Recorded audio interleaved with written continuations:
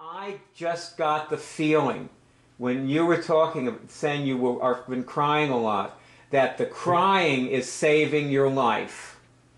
That allowing yourself to have that emotion without trying to judge it or figure out why it's there, you're just letting yourself be there, that is how you're going to save your life. Mm.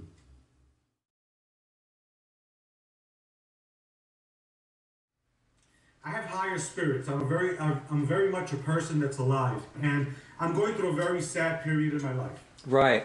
And what happened was last year, my vision started getting affected. Uh-huh. And I'm a guy that, you know, as I said, I worked hard, partied hard, and I told my wife, I said, something's not right. I called her up. I said, something's not right. You know, I don't feel good.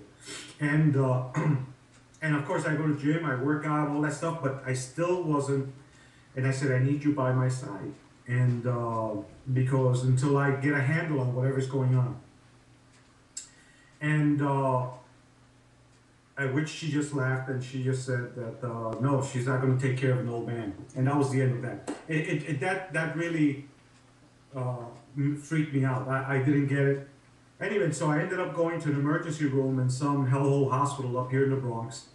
And they told me that I had diabetes, hypertension, but I had gotten diabetic retinopathy. And that's why I had this very blurry vision. Mm-hmm.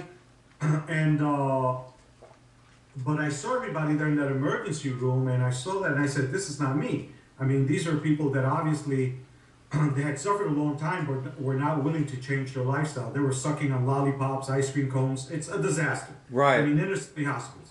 And so here I am with my business kaput. My wife that I adored, that walked on water for me, disappeared. You know, I wasn't making no money, and I was sick now. And 99.9%, they're into the money. That's it. And into the meds. But I found this one guy, this one doctor, that was really a real healer, an alternative physician here in New York City, and a brilliant human being. And he says that he could help me, he could get me out of this, but I had to change my lifestyle. Was I willing to do that? And I did. What's his name? Become a vegetarian. What's his name? Dr. Kokai, Kokai. Kokai. And he's associated with, it's called Patients Medical. And he's a brilliant guy, and he's into alternative medicine. I think they call it complementary medicine, but into acupuncture, herbs, stuff like that. And he's, you know, I told him that whole story, and he's been, wow. So I got faith again. And I've essentially, when I went to the hospital, my blood sugar was like at 284. And now the metformin, the medication I take like half tablet once every other day. He's been weaning me off the medication, and my blood sugar is around 93, which is awesome. Yeah, it is. So very shortly I'll be off that medication. So it sounds to me like you're somebody who you have a lot of ability. Yeah. You're a person of very high ability. And you can do things like you'll manifest the right doctor. You won't you won't take the thing that gets handed to you as the answer. You're going to go and you're going to find the answer. You're going to make it happen. You make things work. And that's why you were successful in business. It's why you're successful at curing diabetes and so on. This is just the kind of person you are. Yeah, I mean, listen, you know, I'm like everybody else. You know, I have my periods of fear. You know, honestly, Bayard, the last 9 months, I spent a lot of time crying. I mean, I was walking down the street and I didn't understand that. Why am I crying? Why? You know, I mean, let me give you an analogy of what I felt. It's like if a building, my life, had fallen on me, and there was all these bricks and mortar on top of me, and I had to make a choice. You know, it's like God, I think it's a wonderful story, and you're an inspiring person.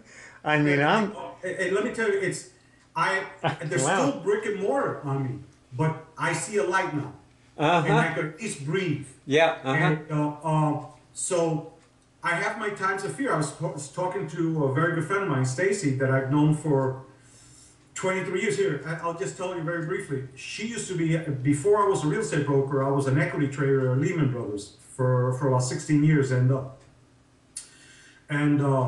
she was my sales assistant, and now she's a very fine and prosperous, successful financial consultant herself. And one thing she tells me, she said, "Angelo, you inspire me." And I don't see it. You know, I'm one of these guys, Byron, that I don't see myself. Well, I'm inspired. You understand what I'm saying? I am inspired. I just want you to know. I want to try something. Yes, you were saying, do you get signals? No, that's why I was saying I don't. And all right. And well, just hold your hand up in front of your shirt, okay, right by your neck. Which one, left, right? Yeah, have your right hand. Okay.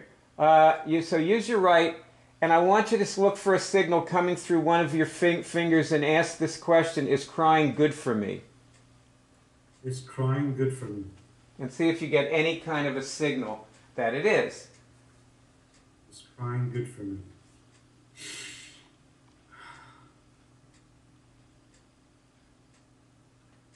Is crying good for me?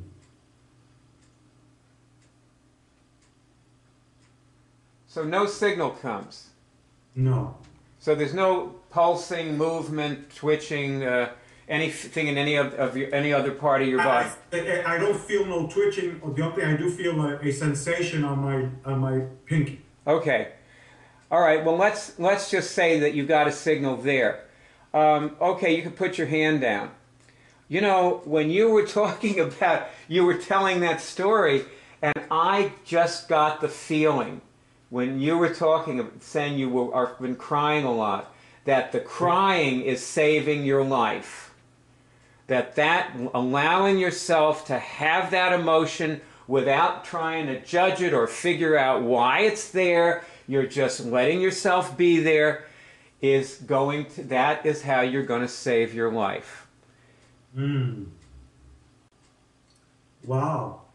I haven't thought about it that way. I thought that it was like, you know, what's up with me, you know. Well, I saved my life with crying. And I know about that. So, you know, I tell you, like, you are an inspiring person. I want to ask you some questions. I'm going to show you some pages which you will be able to see, and our viewers need to know that. So the first page is this one. Now, this is your 3 steps to cure anything. Whoops, how did that happen? Wait a minute. Sorry, this is your 3 steps to cure anything. Yeah, I think that's another thing that people don't. And it has a movie on it, as you notice. You have to just... Now, have you ever seen that page before? No. The pages that I've seen are the hub and the one where it's, you should first see video 1, video 2. I've seen video 1. Okay. And so you mean you've seen this page? No, it doesn't. That one doesn't ring a bell.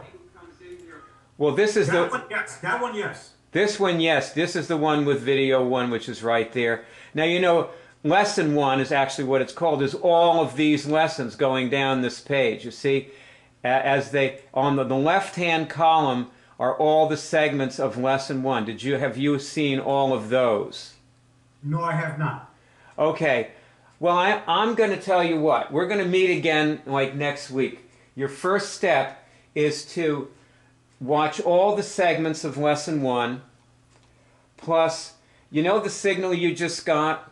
Like with the, you know, the little, whatever it was, what did you say was like a tingling or something? Yes, it was like a sensation. Okay. Well, you know, that can change. You don't have to, you know, it's like the crying. Just let it come, you know. But, you know, that's a good signal, or whatever else it turns into is a good signal. And you'll see other people, everybody, they all get different kinds of signals. Watch a lot of movies. When you have done that, call me back and leave